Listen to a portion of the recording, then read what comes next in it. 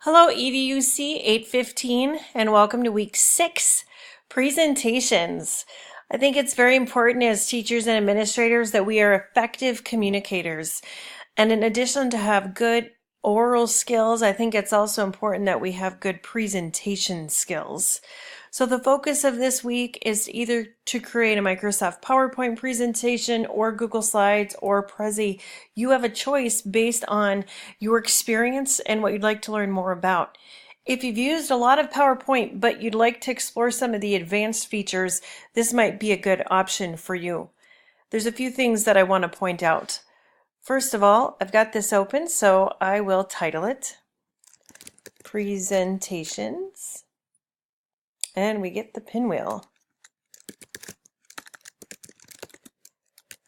for administrators. All right, next, we want to do some things like add a video. So I'm going to say insert new slide, title and content, and I actually want to add a video. You have a couple of options. If you click on this icon right here, insert movie from file, it's actually going to take you to the files on your computer. The dynamic that you need to understand here is that the video is not actually embedded into your PowerPoint file. What happens is that it knows when you choose this option to go find the file on your computer and show it. The challenge is then, if you're going to transport the file, you have to make sure you transport both the PowerPoint file and the file on your computer together. Otherwise, the connection will not work.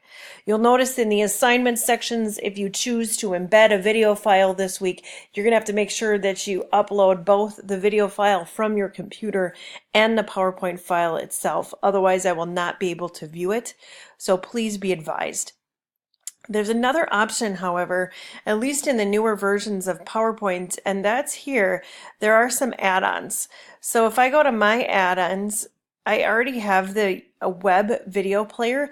If you don't already have the web video player, you can simply go into the store and grab it. But you can just put this new add-on into your PowerPoint presentation. And then you can put a link, and I happen to have one in my clipboard that I can put there, and then I can choose whether I want to autoplay or what time I want it to start at, and then I'm going to set video. This actually embeds into your file, and then you don't have to actually pull the file and the PowerPoint and upload both. You have this option right here.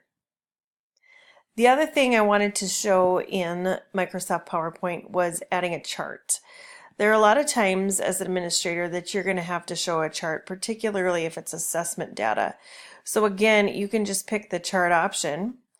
And what I want you to be aware of after you choose the style that you're interested in is that Microsoft opens up then Excel for you to format your chart. Let's pretend this is the information I want, but you can edit it here.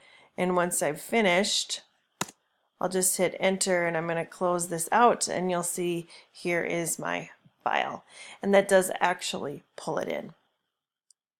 You have other options this week though. Instead of PowerPoint, perhaps you're adroit at creating one of those. So maybe you want to move to Google Slides. If your school is using a lot of the Google applications, it might be good for you to explore this. So again, I'll just put a title on here. And it'd be good if I could spell correctly.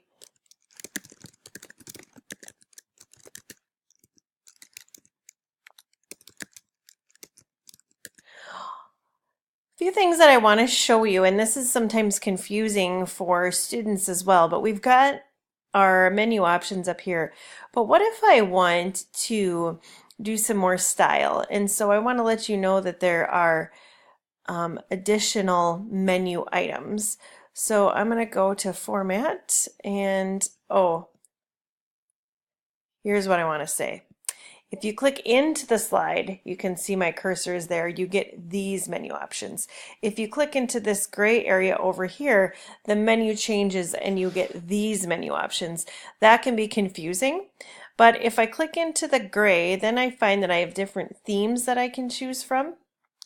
And I often like to just quickly add in a theme because that contributes to the overall look and feel of the presentation. I am a lover of pink. And you can also do transitions and animations in Google Slides. So I've got a picture pulled up here. This was actually from my administrative portfolio. Our kindergarten principal, now superintendent, recommended this book to me. So if you're interested in it, it's called No: Why Kids of All Ages Need to Hear It and Ways Parents Can Say It by David Walsh, PhD. I recommend it. It was insightful. So let's say I've got this picture. I'm going to resize it here. And I'll just say recommended read. And then I'll highlight this. I like to match sometimes the fonts so it looks cohesive. Now, a fourth grader showed me this, but I love it. So you're just going to click right on the picture and make sure you're on this. Actually, you're not going to click on the picture. You're going to go to transition and you can say select an object to animate. So now I click on the picture and I can choose if I want to fade in, for example.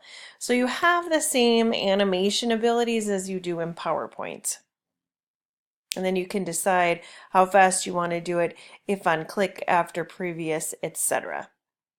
Finally, you can also add videos and charts in here, and I'll just click on a new slide and it would be insert video, and this will allow you to insert YouTube videos. That's really nice. I can again just put in the video I was using previously, select it and insert it in.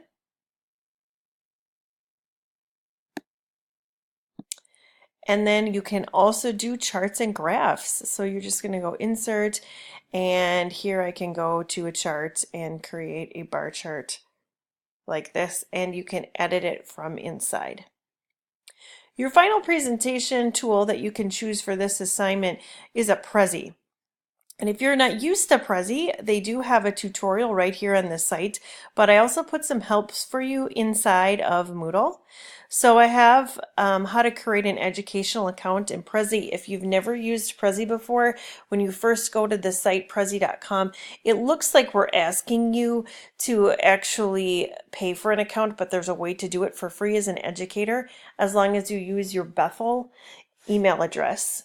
There's also another 2-minute Prezi tutorial to get you started here as well, and a little bit more information in this Word document.